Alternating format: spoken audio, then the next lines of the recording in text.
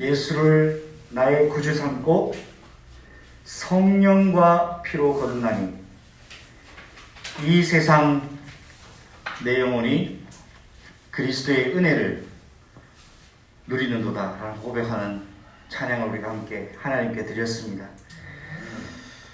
오늘은 사단의 7번째 전략이자 마지막 애굽 향한 하나님의 심판이 진행되는 시간, 그 말씀을 함께 우리가 본문을 통하여 확인하고자 합니다. 하나님이 언제 역사를 하시느냐, 성경을 보니까 하나님이 밤에 역사하실 때가 참 많았습니다. 창세기는 오늘 우리에게 하나님의 시간표를 간략하게 설명하는 것 같습니다. 우리는 아침이 되어야 밤이 되지 않습니까? 그런데 성경을 기록한 모세는 저녁이 되고 아침이 되니 이는 첫째 날을 기록하고 있습니다. 아침이 하루의 시작이 아니라 그 밤 시간이 다음 날의 시작의 시간표였던 것입니다. 지금도 유대인들이 지키고 있는 안식일은 금요일 저녁 밤부터 지킵니다. 예수님이 잡히시던 날도 밤이었습니다. 이처럼 하나님께서는 역사하시는 시간표가 밤에 역사하실 때가 많았다는 것을 성경을 통해 우리는 확인할 수 있는데요. 여러분, 밤이라고 할 때 어떻게 우리가 인도를 받으며 어떻게 묵상해야 될까요? 밤은 어둡습니다. 밤은 캄캄합니다. 창세기 1장 1절과 2절에도 태초에 하나님이 천지를 창조하시면서 흑암이 혼돈하고 또 공허한 현장 속에 하나님 빛이 있으라고 말씀하셨습니다. 아무것도 없는 곳에서 하나님은 시작을 하십니다. 여러분이 지금 아무것도 없다고 생각될 때 하나님을 찾으십시오. 하나님의 새 일을 보게 될 수 있을 것입니다. 흑암은 캄캄합니다. 흑암은 절망입니다. 아무것도 보이지 않습니다. 아무것도 보이지 않기 때문에 생명의 빛을 따라갈 수 있는 것입니다. 이 세상은 흑암으로 가득합니다. 캄캄한 중에 우리는 생명의 빛 대신 그리스도를 오늘도 따라가야 할 것입니다. 어둠 속에 아무것도 없는 그 현실과 그 시간표 속에 하나님은 이 어둠을 걷어내시는 생명의 빛, 능력의 빛, 치유의 빛으로 오늘 저와 여러분 마음속에 자정하고 계시고 주인 되기를 원하시고 충만하시기를 원하십니다. 자, 그래서 언제든지 가장 어두울 때 빛이 임박하기 직전이라는 것을 우리는 알고 있죠. 우리 인생에 어쩌면 가장 어두운 시간표가 그리스도의 생명 빛으로 들어갈 어마어마한 기회인지도 모르겠습니다. 더더군다나 6월절도 낮에 이루어진 것도 아니고 아침에 이루어진 것도 아닌 밤 시간에 이루어졌습니다. 여호와의 6월절의 밤, 이스라엘의 역사에서 절대로 바꿀 수 없는 엄청난 역사적인 그날이 바로 밤 시간이었습니다.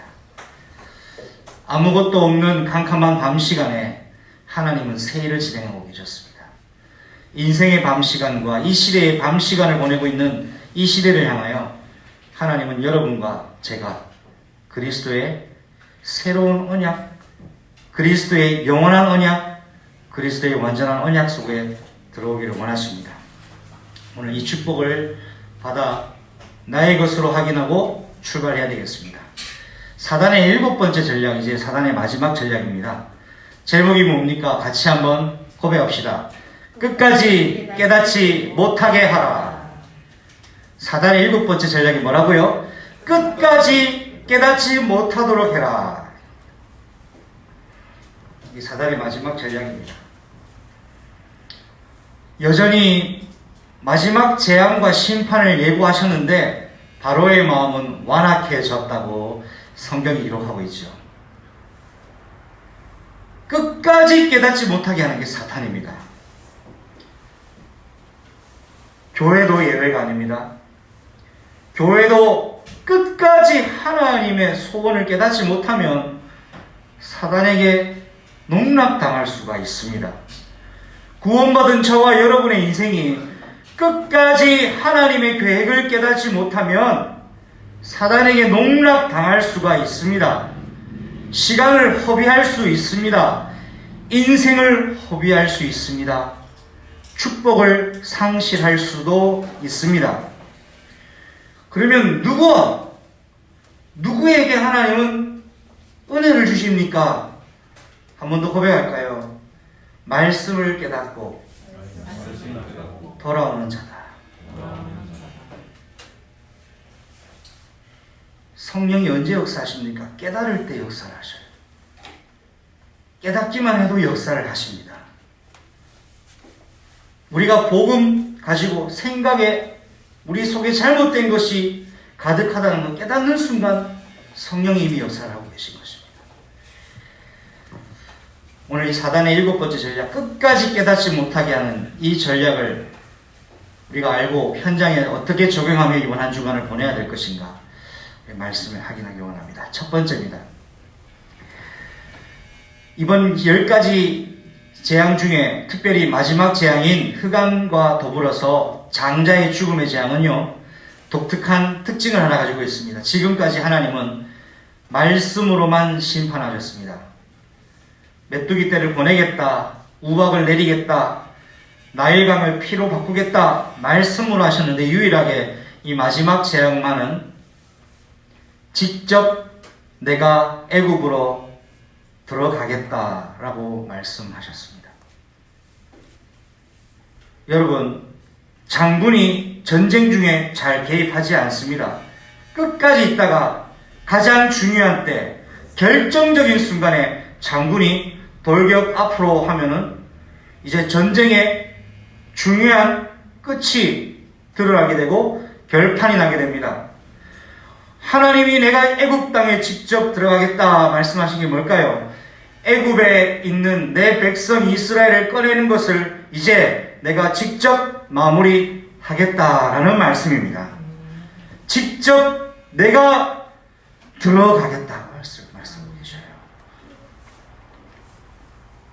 하나님께서는 성경을 보니까 언제든지 가장 중요한 때마다 나타나셨습니다. 아브라함에게서도 하나님이 나타나셨고요. 바벨탑을 쌓은 백성들, 그들에게도 나타나셔서 흩어버리는 심판을 하셨죠. 언제든지 하나님은 중요한 시간대마다 이 지구상에 출현하셔서 당신의 일을 이루어 가셨습니다. 오늘 이스라엘 백성을 애굽에서 꺼내는 일을 하는데 마무리 단계 속에 있는 이스라엘에게 내가 애굽 가운데로 들어가겠다고 말씀하셨습니다. 하나님께서 개입하시는 이 10번째 재앙을 이제는 아무도 막을 수가 없습니다. 자, 애굽에 바로 왕과 더불어서 그 몸종들과 모든 가축의 처음 난 것을 내가 다 없애버리겠다라고 말씀을 하시고 경고하셨습니다.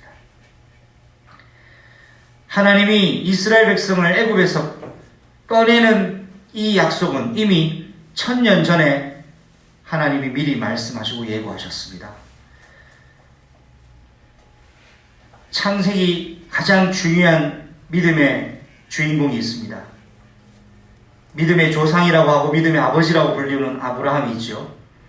이 아브라함이 하나님의 부르심을 받고 중대한 언약적 결단으로 인도를 받게 되는 과정 속에서 하나님이 아브라함에게 한 가지 결단을 계속 요구하셨습니다. 그것은 네가 하나님보다 더 믿고 의지하고 있는 조카 롯을 떠나 보내라는 메시지였습니다. 아브라함에게 있어서 아들이 없는 아브라함에게는 이 조카 롯을 포기할 수 없는 대상이었습니다.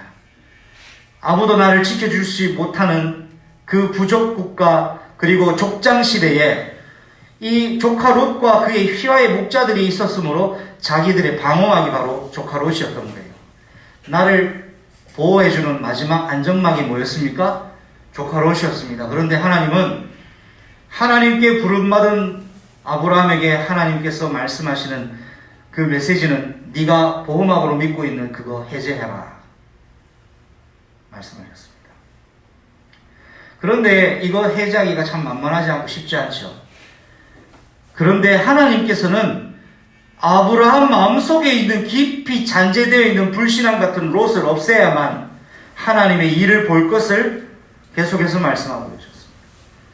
여기에 아브라함이 끝까지 깨닫지 못하니까 어떤 일이 일어났습니까?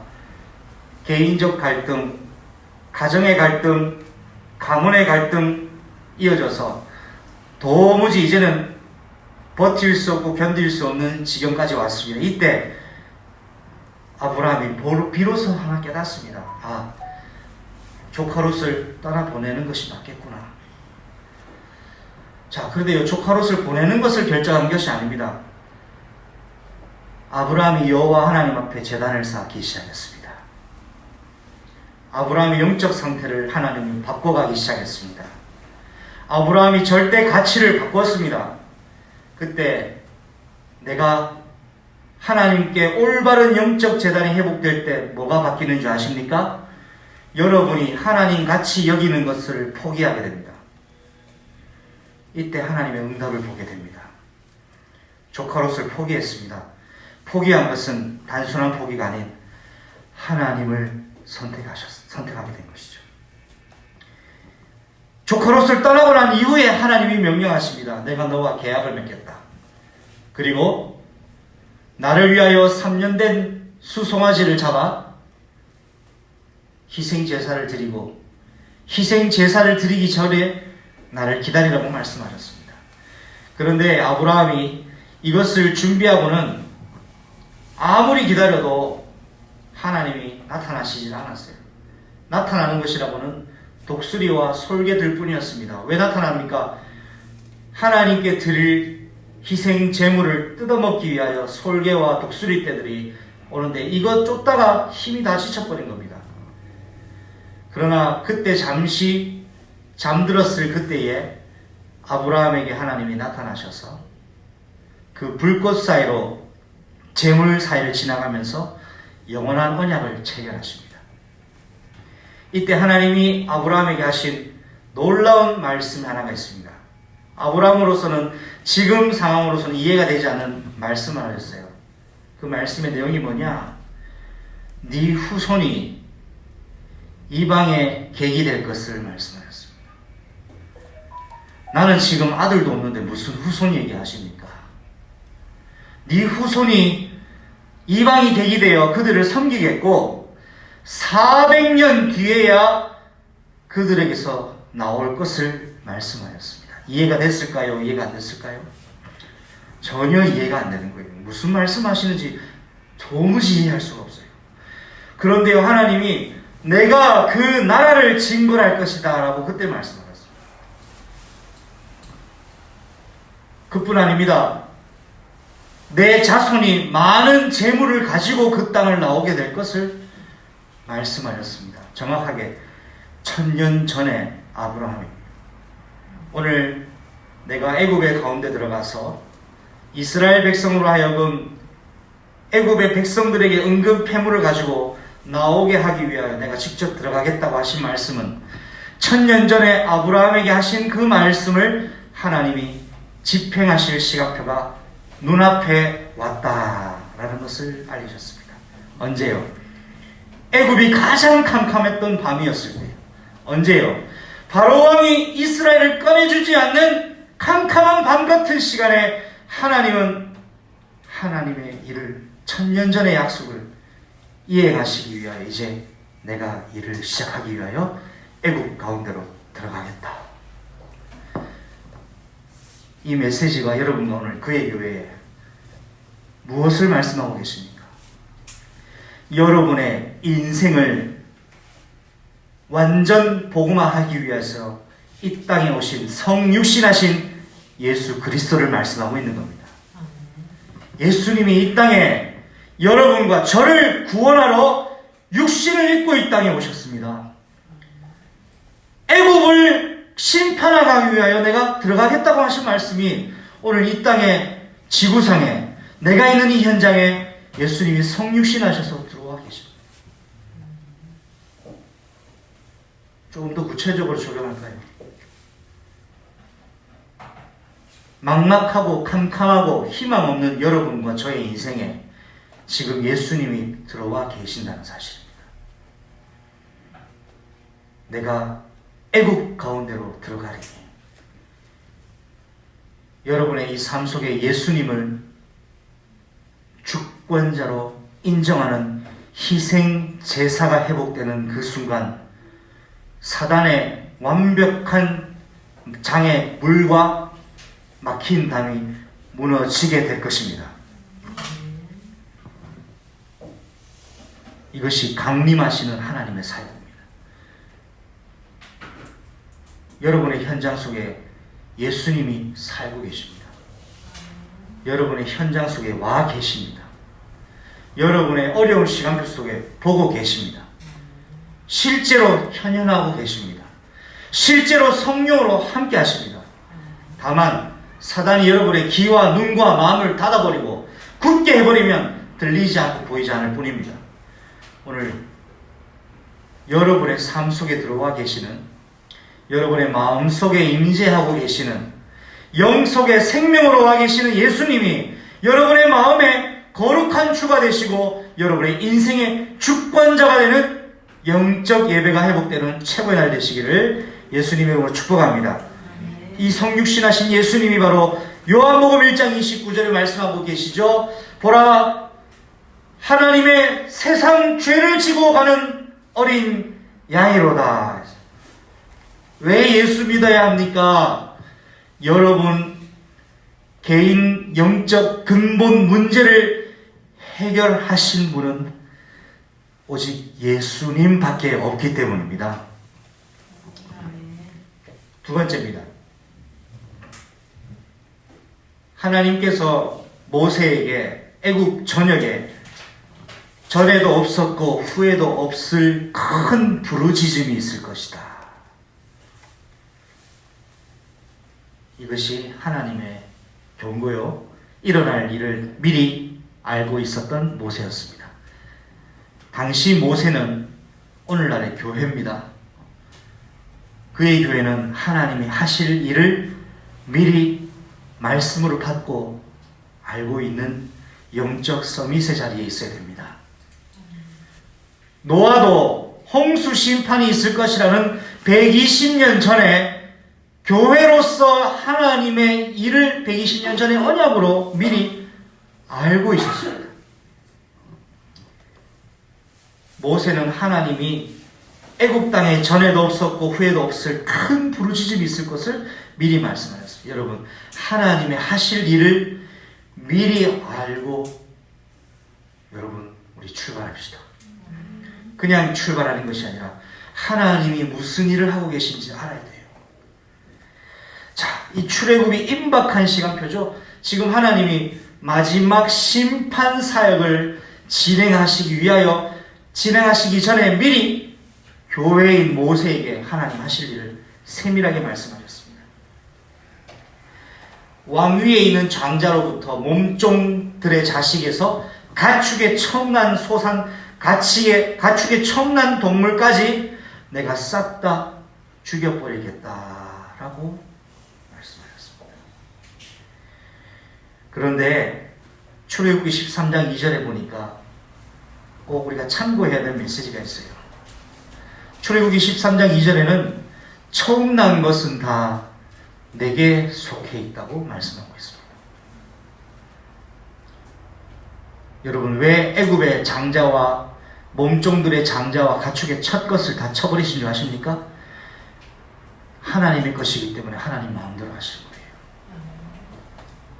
저와 여러분은 심판 받든지 말든지 하나님이 관여 안 하셔도 그뿐이에요. 그런데 하나님이 저와 여러분을 심판에서 면하도록 구별하셨습니다. 창조주 하나님이 저와 여러분을 구별하셨다는 사실이에요. 이것을 가지고 은혜라고 합니다.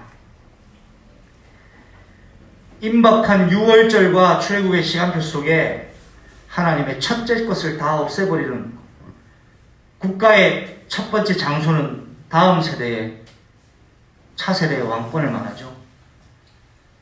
미래도 주권자도 하나님이시라는 겁니다. 처음 것이 없어지는 것은 모두가 다 사라지는 거예요. 하나님은 처음 것을 주장하실 수 있습니다.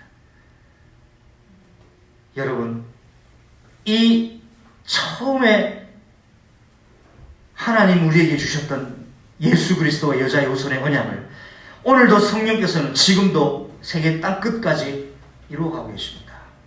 그렇기 때문에 여러분, 이 언약을 놓치지 않고 오늘도 여러분과 저의 인생 속에 모든 만사와 만물을 주장하시는 하나님, 더불어 교회가 기다려야 할 하나님이 있습니다. 심판하시는 심판주 하나님이십니다. 심판하시는 사역, 하나님의 심판의 사역을 교회는 기다리고 있어야 됩니다. 오늘 애굽을 향하여 하나님의 심판을 단행하시기 전에 말씀하고 계시죠? 이 심판의 시간표가 이미 1000년 전에 예고되었고, 모세가 부름받기 전 80년 전에 하나님은 작정이 되었었던 일이었고, 오늘날 지구상의 모든 교회가 맞이하게 될 미래입니다. 심판을 대비하고 준비해야 됩니다. 과거의 애굽의 10번째 심판으로 끝나는 것이 아닌 오늘 이 시대에 우리가 맞이해야 될 예수 그리스도의 심판을 교회는 준비하고 대비해야 됩니다. 출애굽기 11장을 오늘 그의 교회에 주신 말씀의 본문을 그냥 주신 것이 아니라 우연히 주신 것이 아닙니다. 우리는 이번 주간 11장 내용을 가지고 우리의 현장을 다시 한번 재조명해 봐야 됩니다. 심판을 단행하시기 전에 말씀하신 하나님. 그래요, 여러분. 요즘 코로나로 여러 가지로 모이기가 어렵고 교회가 어려움을 많이 당면하고 있죠. 그럼에도 불구하고 교회는 심판주로 오실 그리스도를 변함없이 대비하고 준비하고 순결한 처녀와 같은 신부의 교회로 준비하고 있어야 합니다. 깨어 있어야 합니다. 성령의 소멸을 막아야 합니다. 하나님께서 나를 붙들시고 계셔야 됩니다. 이 비밀 속에 영적 싸움을 하시기 바랍니다. 그래서 예수님은 그리스도의 사역을 완성하시기 위하여 이 땅에 심판주로 오십니다. 계시록 22장 20절 말씀에 내가 속히 오리라 이루어지지 않은 약속이 남아있다는 것을 기억하시기 바랍니다. 마지막 세 번째입니다. 여호와께서 바로의 마음을 완악하게 하셨습니다. 계속해서 바로의 마음은 완악해져가만 갑니다. 왜 저럴까요? 성경을 보니까 도무지 이해가 안 돼요. 하나님이 바로의 마음을 완악하게 하셨대요. 왜 완악하게 하실까? 왜 심판받도록 저렇게 하실까? 꺼내면 꺼내실 것이지 왜 저렇게 바로의 마음을 완악하게 하셔야만 했을까? 한 번쯤 의문을 가져본 적이 없습니까? 이 성경 본문은 여러분 자세히 묵상하라고 알아야 됩니다. 우리가 가지고 있는 성경이 모두 다 사본이라는 거 아시죠? 성경의 원본은 히브리어로 기록되어 있다는 걸 아시죠? 히브리어로 기록되었다가 영어로 번역되고 독일어에서 영어로 번역되고 일본어로 번역되어서 한국어로 다시 번역이 되었는데 번역되어서 하는 과정 속에서 히브리어가 표현해내는 것을 다 못 담는 것이 너무나 많아요. 구원받는 것과는 관계없이 성경의 중요한 것들을 우리가 피부로 체감하고 묵상하는데 한국의 번역으로서 한계가 많이 있다 이 말입니다. 그럼 우리가 지금부터 히브리어 공부해야 되냐? 그 말이 아닙니다. 그러나 본질적인 내용을 이해하기 위해서는 그런 의도를 우리는 꼭 묵상하고 생각하고 필요성이 있습니다. 자, 근데 하나님께서 왜 성경을 기록하실 때 히브리어와 헬라어를 기록하시는지 여러분 알고 계셔요? 당시의 언어였으니까요? 아니에요. 물론 그런 말은 일리가 있습니다. 하나님이 구약 성경을 히브리어로 기록하시고 신약 성경을 헬라어로 기록하신 것은 특별히 히브리어와 헬라어에는 독특한 문어적 문법이 있습니다. 한 단어 안에 시제가 들어가고 있다고, 한 단어 안에 인칭을 확인할 수 있는 놀라운 언어가 히브리어 헬라어예요. 그래서 하나님께서 이 언어를 사용하셨는데, 특별히 오늘 이 여호와께서 바로의 마음을 완강하게 하셨다는 것을 원어적으로 깊이 묵상하면 성경을 기록하신 성령의 조명 속에 이 부분을 해석하고 묵상을 해보면 이런 결과가 나옵니다. 하나님이 바로왕을 못 믿게 만든 게 아니라 하나님이 바로왕의 마음에 은혜를 주시지를 않았다. 더 구체적으로 해볼까요? 한번 고백합시다. 하나님께서 바로왕을 선택하시지 않았다. 하나님이 바로왕에 은혜를 주시지 않으신 거예요. 하나님이 은혜를 주시지 않으니까 누가 장악합니까? 사단이 장악하는 거예요. 하나님이 은혜를 주시면 사단이 장악할 수가 없습니다. 하나님이 바로왕의 마음을 완강하게 하셨다는 것은 그의 마음에 하나님이 깨닫는 은혜를 허락하지를 않으셨기 때문에 사단이 완전 장악해버린 것입니다. 이것은 선택과 유기를 하시는 하나님의 사역을 말합니다. 여러분, 구원받는 자는 이 땅에 존재하는 모든 사람이 다 구원받을 수 있는 문은 하나님 활짝 열어놓으셨습니다. 그러나 모든 사람이 다 구원받을 수는 없다라는 것을 기억하셔야 됩니다. 그러면 선택된 나만 믿으면 되겠네요. 그것도 틀린 말입니다. 왜냐? 지금은 은혜의 시대입니다. 지금은 구원의 시간표입니다. 주님이 오시기 직전까지 누구든지 예수 이름을 부르는 자는 구원을 주시겠다는 문을 활짝 열어놨어요. 할렐루야. 아, 저 사람 복음 안 받네. 에이, 아니겠지. 아니에요. 여러분, 한두 번 전해서 포기하지 말아야 돼요. 주님이 오시기 전까지 은혜의 시대예요. 100번을 전해도 101번째 돌아올 수 있어요. 이건 우리가 결정하는 게 아니에요. 하나님이 결정하시는 거예요. 단, 나는 구원받았고 저 사람은 구원 선택하지 않으셨어. 이건 우리가 결정할 수 없어요. 우리 주위에 여러분, 이번 주간에 제가 이 강단을 통하여 하나님 주신 메시지와 명령과 더불어 우리가 실천해야 될 내용이 있어요. 주님이 오시기 전까지 우리는 이 복음을 계속 전달해 줘야 됩니다. 누가 언제 돌아올지 모릅니다. 이를 위하여 우리는 존재하는 것이고 그에게 존재하는 것입니다. 바로의 왕의 마음에 하나님 은혜를 안 주셨을 뿐입니다. 그건 하나님의 결정이에요. 우리가 어쩔 수 없어요. 다만 모세가 10번이나 바로왕한테 뭐라 합니까? 기회를 주잖아요. 우리가 해야 될 일은, 오늘날 존재하는 교회가 해야 될 일은 저 사람은 믿겠구나 안 믿겠구나를 판단하는 일이 아니라 믿든지 안 믿든지 이 복음을 전달하는 일이 있습니다. 은혜를 주시기로 작정하시는 분은 하나님이셔요. 그런데 놀라운 기적이 뭔지 아십니까? 이 하나님이 저와 여러분에게는 은혜를 주셔서 예수 그리스도를 믿게 하시고 그 그리스도를 고백하게 하셔서 오늘 이 언약의 여정을 걸어가게 하고 계시다는 것이 기가 막힌 하나님의 은혜라는 사실입니다. 그런데 그 은혜로 만족하지 마세요. 우리에겐 날마다 새 은혜를 공급받아야 돼요. 한 번 구원받았다고 너무 자만하지 마세요. 오늘도 구원에 이루어지는 여정 속에, 구원의 성화 속에 들어가야 됩니다. 오늘도 나를 인도하시는 그리스도 따라가야 되는 거예요. 바로왕의 마음을 완강하게 하신 것은 하나님이 장난치시는 것이 아니라 하나님께서 그에게 은혜를 허락하시지 않으셨기 때문에 마귀가 장악할 버릴 수밖에 없습니다. 그런데 하나님이 교회에 구원받은 저와 여러분에게 어마어마한 열쇠 한 가지 주신 것이 뭔지 아십니까? 하나님의 자녀가 기도하고 중보할 때 하나님이 들으신다는 겁니다. 교회가 중보하고 기도할 때 하나님이 들으신다는 겁니다. 이 일을 우리는 감당을 해야 됩니다. 바로왕에게 불쌍한 바로왕, 물론 하나님께 선택을 받지 못했지요. 그러나 이 바로왕에게 뭐가 없었는지 아십니까? 바로왕을 두고 은혜를 구할 중보자가 없었어요. 단 모세 한 사람이 있었습니다. 10번을 전해도 듣지 않았습니다. 모세가 바로왕에게 해야 될 하나님의 의무는 10번 동안 하나님이 일을 하실 것을 말씀하는 것이었습니다. 이렇게 죄는 바로왕을 끝까지 깨닫지 못하도록 장악합니다.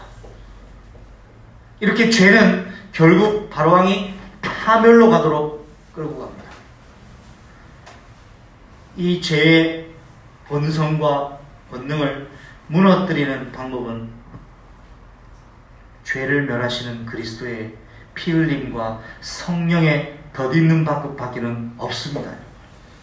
그래서 예수를 나의 구주 삼고 성령과 피로 거듭나는 사람과 교회는 이 시대의 재앙을 뒤집어 버리는 하나님의 남은 자가 되는 것입니다. 말씀 맺겠습니다. 예수 그리스도의 사역을 완성하시기 위해 예수님은 구원주로 오셨어요. 눈에 안 보여요. 이 땅에 인천의 300만의 인구는 누구를 통해 그리스도를 볼 수 있는지 아십니까? 저와 여러분이고 그의 교회입니다. 예수님이 불신자들에게 딱 나타나시잖아요.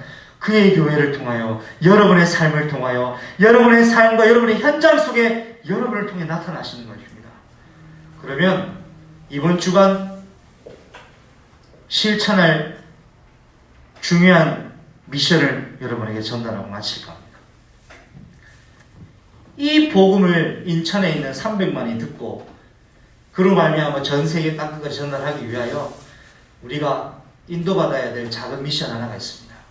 그것은 희생제사를 지내는데 희생제사를 드리는 이스라엘을 막을 수 없었던 것처럼 여러분, 우리가 인천 300만에게 이 복음, 하나님이 살아계시는 복음을 전달하기 위하여 주님 오시는 날까지 인천을 살리는데 우리 그의 교회 헌신하기 위하여 오늘 이번 주간 여러분 9시는 십자가 구원의 길을 선포하는 시간이 되기를 선언하고 권면드립니다.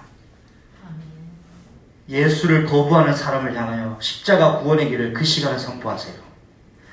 병상에 누워있는 자를 향하여 십자가 구원의 길을 9시 기도의 재단에 선포하세요. 주님 오시기 전까지 누구든지 예수를 주로 고백하는 자는 구원 얻으리라고 약속해 놓으셨습니다. 이 일을 우리가 감당합시다. 여러분을 어렵게 하는 핍박자를 두고 십자가 구원의 길을 그 9시 밤에 선포하세요. 그 시간이 여러분에게 지속된다 할 때 여러분에게 여호와의 유월절의 시간표는 반드시 임할 것입니다. 압제되고 노예되어 있는 여러분의 영적 상태가 유월절의 시간표로 해방되고 영적 언약 정체성이 회복되는 시간표가 도래할 것입니다. 사단의 7번째 전략, 끝까지 깨닫지 못하게 하라.